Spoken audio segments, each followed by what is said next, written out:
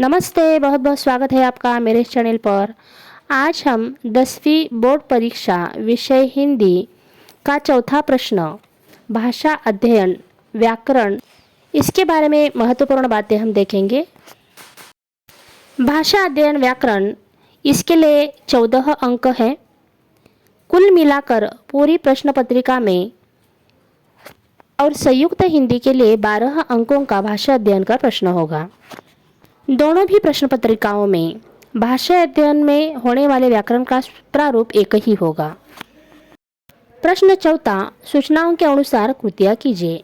पहला प्रश्न है, वाक्य के अधोरेखांकित शब्द का शब्दभेद पहचान कर लिखिए। वाक्य है, गोवा देख मैं तरंगायित हो उठा। रेखांकित शब्द संज्ञा है, सर्वनाम है, विशेषण है या क्रिया है, यह पहचान कर आपको उसका प्रकार लिखना है। गोवा यह व्यक्तिवाचक संज्ञा है। यह 1 अंक के लिए प्रश्न होगा। प्रश्न 2 है, निम्नलिखित अव्यय में से किसी एक अव्यय का अर्थपूर्ण वाक्य में प्रयोग कीजिए। यहाँ 2 अव्यय शब्द दिए हैं, और बहुत। अब और यह शब्द समुच्चय बोधक अव्यय है। पहले हमें पहचानना है कि वह कौन से अव्यय का है, तभी हम उसका वाक्य में सही तरीके से उपयोग कर सकते हैं। बहुत यह क्रिया विशेषण अव्यय है। अगर यहाँ पर विस्मयादिबोधक अव्यय शब्द दिया गया होगा तो आपको वहाँ पर विस्मयादिबोधक अव्यय शब्द के साथ विस्मयादिबोधक चिन्ह देना आवश्यक है, तभी आपको यहाँ पर 1 अंक प्राप्त हो सकता है। अगला प्रश्न है, कृति पूर्ण कीजिए। संधि विच्छेद, संधि भेद दिए हुए शब्द का आपको पहचान कर लिखना पड़ेगा। तीनों में से एक पर्याय आपको उत्तर के रूप में दिया जाएगा, उसका संधि विच्छेद करके संधि भेद लिखना है या मूल शब्द आपको ढूंढना पड़ेगा।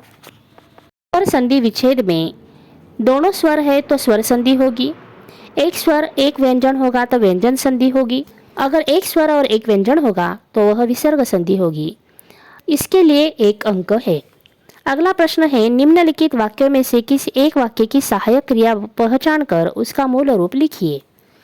अब वाक्य है, इधर बच्चे रेत का घर बनाने लगे। वाक्य में बनाने लगे, इसमें बनाना यह मुख्य क्रिया है और लगे यह सहायक क्रिया है। लिखते समय आपको लिखना है सहायक क्रिया लगे और इसकी मूल क्रिया है लगना, तभी आपको 1 गुण प्राप्त हो सकता है। दूसरा वाक्य है, फिर भी धूप तीखी ही होती जाती। इसमें होती जाती, होती यह मूल मुख्य क्रिया है और जाती यह सहायक क्रिया है। सहायक क्रिया जाती लिखना है और मूल क्रिया जाना। यहाँ आपको 1 गुण के लिए ये पूरा उत्तर लिखना है। अगला प्रश्न है, निम्नलिखित क्रियाओं में से किसी एक क्रिया का प्रथम तथा द्वितीय प्रेरणार्थक रूप लिखिए। यहाँ पर आपको आकृतिबंध बनाकर उसी में यह उत्तर लिखना है। पहला है खाना। खाना यह मूल क्रिया है, इसका प्रथम प्रेरणार्थक रूप बनता है खिलाना और द्वितीय प्रेरणार्थक रूप बनता है खिलवाना। प्रथम प्रेरणार्थक क्रिया में आना प्रत्यय लगाना है और द्वितीय प्रेरणार्थक रूप में वाणा प्रत्यय लगवाना है। धुलना, धुलाना, धुलवाना, इसके लिए 1 अंक दिया गया है।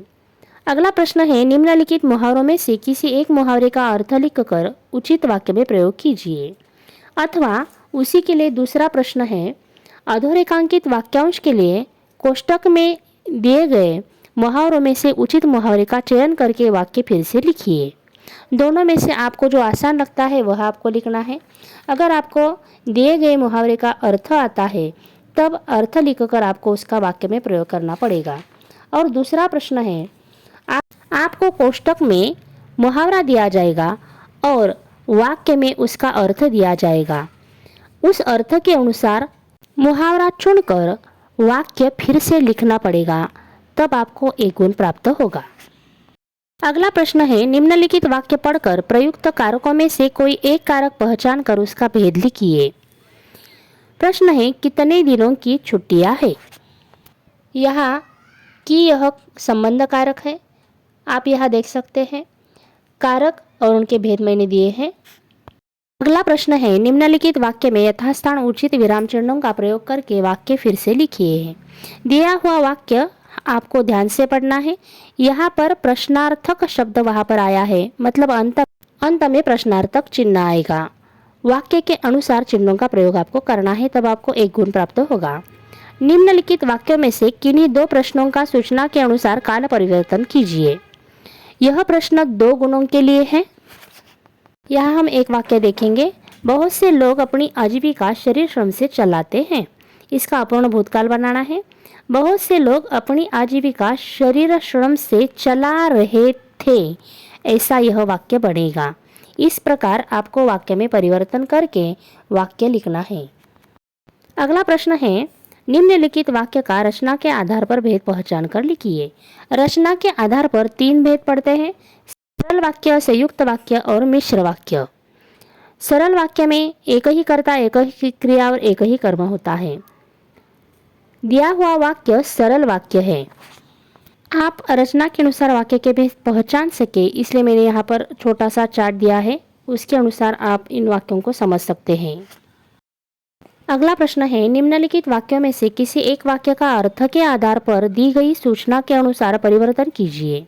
अर्थ के अनुसार 8 भेद है, तो आपको दिए हुई सूचना के अनुसार वाक्य में परिवर्तन करना है। पहला वाक्य है, तुम्हें अपना ख्याल रखना चाहिए। इसे आपको आज्ञार्थक वाक्य बनाना है। इसके अनुसार वाक्य बनेगा, तुम अपना ख्याल रखो। यहाँ मैंने अर्थ के अनुसार 8 भेद और उनके वाक्य दिए हैं, उनके अनुसार आप अध्ययन कर सकते हैं। अंतिम प्रश्न है, निम्नलिखित वाक्यों में से किन्हीं 2 वाक्यों को शुद्ध करके वाक्य फिर से लिखिए। वाक्य है, बरसों बाद पंडित जी को मित्र का दर्शन हुआ। यहाँ पर बरसों बाद पंडित जी को मित्र के दर्शन हुए, ऐसा वाक्य बनेगा। इस प्रकार वचन लिंग देखकर क्रिया में परिवर्तन आपको करना पड़ेगा और वाक्य की शुद्धता को देखकर वाक्य शुद्ध बनाना पड़ेगा। प्रश्न 4, भाषा अध्ययन व्याकरण में आप 14 के 14 अंक प्राप्त कर सकते हैं। इसके लिए आपको सावधानी से हर प्रश्न का उत्तर लिखना पड़ेगा। साथ ही में प्रश्न पत्रिका में पहला गद्य और दूसरा द्वितीय प्रश्न पद्य, इनमें भी शब्द युग्म, वचन, लिंग, पर्यायवाची शब्द, इस प्रकार के प्रश्न पूछे जा सकते हैं। इसीलिए आपको ध्यानपूर्वक पढ़ाई करनी पड़ेगी। तो मेरी ओर से आपको कल की परीक्षा के लिए बहुत बहुत शुभकामनाएं।